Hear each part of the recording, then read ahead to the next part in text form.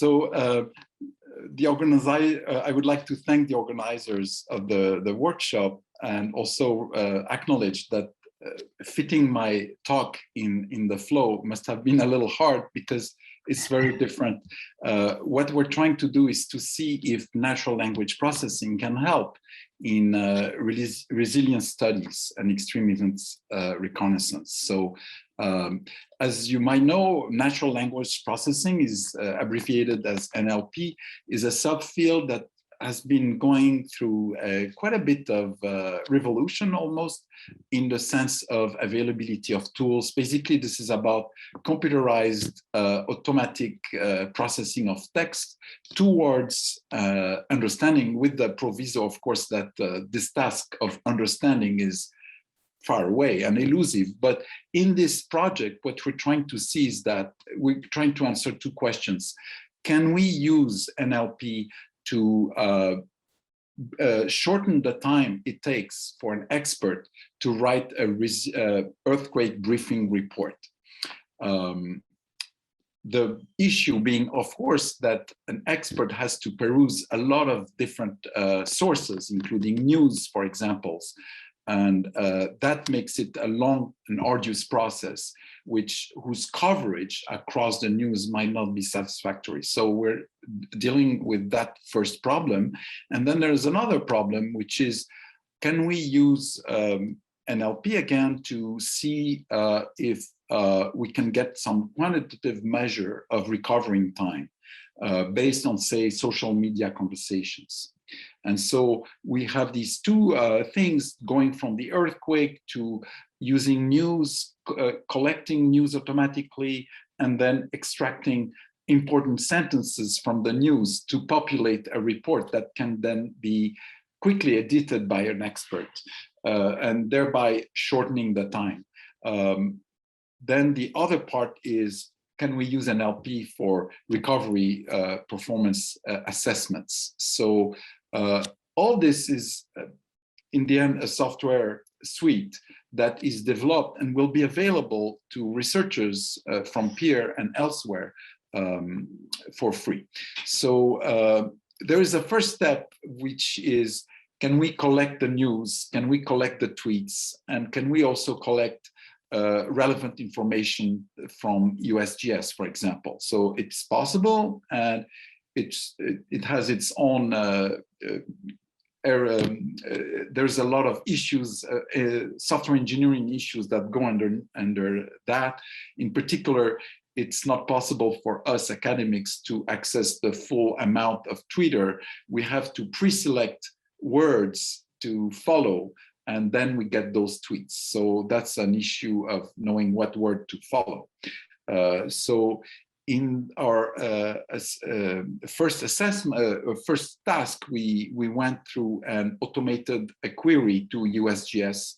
The reason is that we can get some estimates, we can get some useful information, and at the end of the day, we will be able to collect that USGS as a first relevant information, more precisely in the introduction. So what is an earthquake briefing? It's a text that has different sections. And so in the hazard description is when we're going to go to USGS to extract the relevant information of this, very simple parameters. And in the news, we're going to extract sentences that are relevant. So I'm going to explain these two aspects here.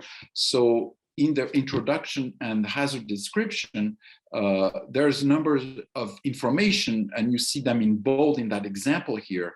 All that is automatically extracted, and the reason why it works well is that from an NLP standpoint, it's just not, almost not NLP. It's just extracting information from a tabular or structured information, okay?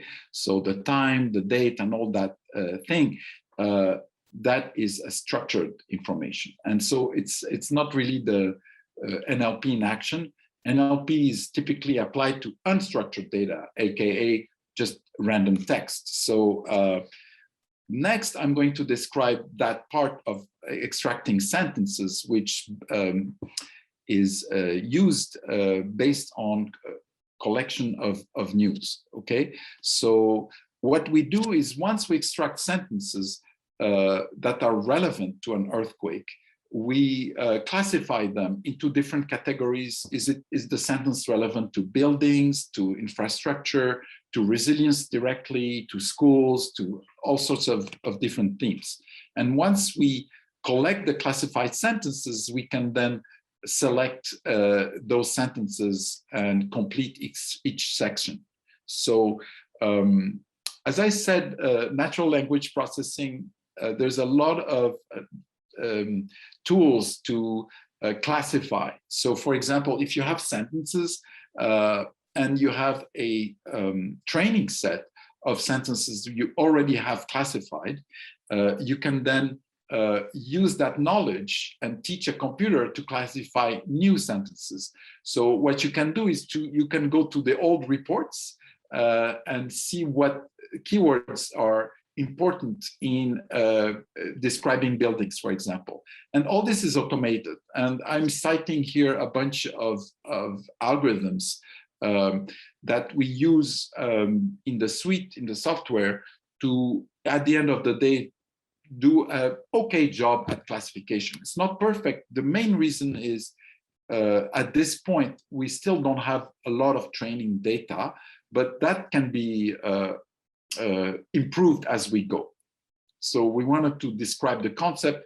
Here, I won't go into the details of one of the classifiers that, in fact, it's interesting from the NLP point of view because it generates fake sentences that try to fool the classifier. And based on that, the classifier improves itself. So it's a semi-supervised learning approach.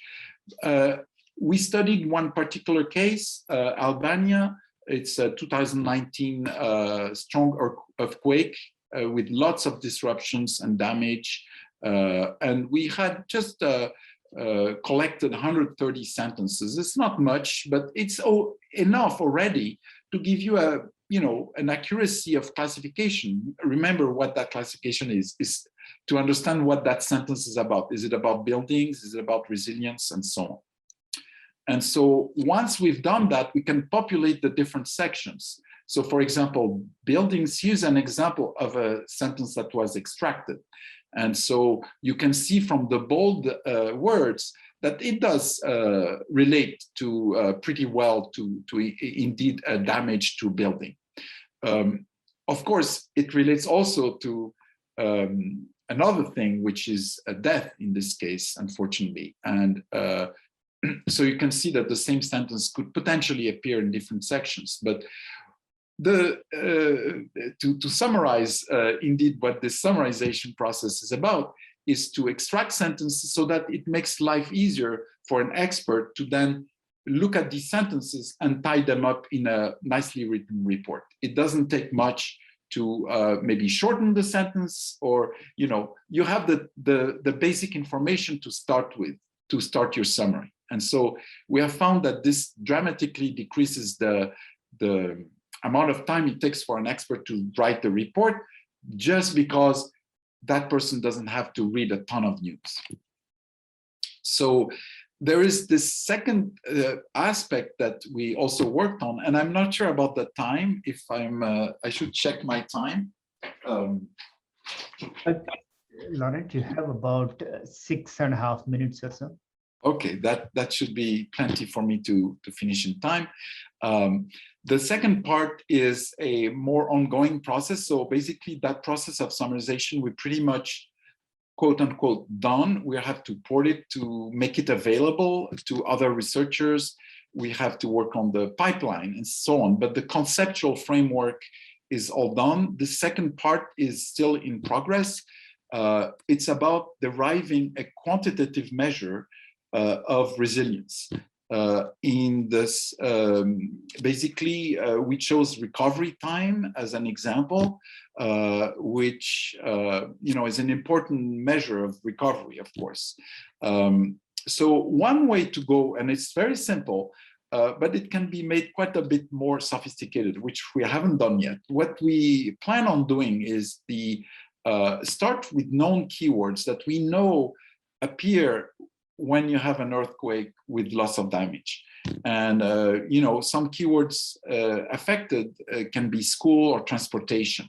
And then following these keywords, such as school and office, we notice that in many of these earthquake-related tweets, we often see these keywords jumping up just because people talk a lot about the school which has been damaged, for example. And so tracking the decay of these mentions on the tweets of these keywords could serve as a starting point to essentially measure the recovery time on that specific topic. So what the perspective would be is that if this can be made more rigorous, then we have here a very granular approach to understand the recovery time, not from the point of view of a structural engineer, not from the point of view of a health representative, but from the point of view of the people affected by the closure of the school, for example. And so you can see here that it's easy to, based on those frequency counts, to come up with a more or less reasonable measure of decay. And that is going into a recovery time. What we want to do is to validate with a survey. So we've done the survey with a specific earthquake where we directly asked some idea to people, what do they think about the recovery time at the last part of the questionnaire there. And so based on that, we obtained some results. And of course, 63 surveys, that's not enough, but we're just trying to conceptualize how to approach this program before we scale it up. And so our next step will be to compare to schools, to all the other quantitative method and see if there is a correlation between the two signals. So I'm gonna pretty much conclude here to say that on both these examples, one of automating or more automation in the task of writing reports. By the way, this is pretty important because those reports are key in assessing what happened. And so the perspective there is to be able to leverage the enormous amount of news that come out. And those news have a lot of information in there. And so to be able to alleviate the problem of reading a lot of news, and at the same time to keep the exhaustiveness, the complete aspect of covering an entire area through covering an entire set of news related to that. And so the other part, of course, is the recovery time. And I mentioned the fact that it's in the works. One of the things that is very interesting in NLP is that there is recently a technique called word embedding. It's not recent so much, but it's from 2012, that essentially addresses the issue of synonyms very well. And so when you start with school as a keyword that you think is relevant in assessing the recovery time, you might think about other words or you might not have thought about other words that are related. And that can be done very easily with this word embedding that finds the synonyms.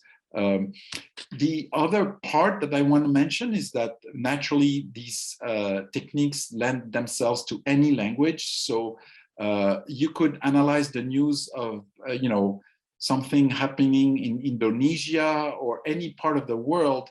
All these NLP techniques, they work very well in multiple languages. But I mean any language mostly. So I think this has good perspective, good approach. It to me is a complement to what a structural engineer would do. And I hope that these techniques can be used by people, by researchers that are not experts in NLP. That's our goal. And with that, I'm gonna just mention that our last thing is we want to incorporate the idea of pictures. There's a lot of similar to NLP, computer vision has also made a lot of progress, and we hope to merge the two to be able to use the picture information to further assess damages. And I'm basically, I guess I'm on time.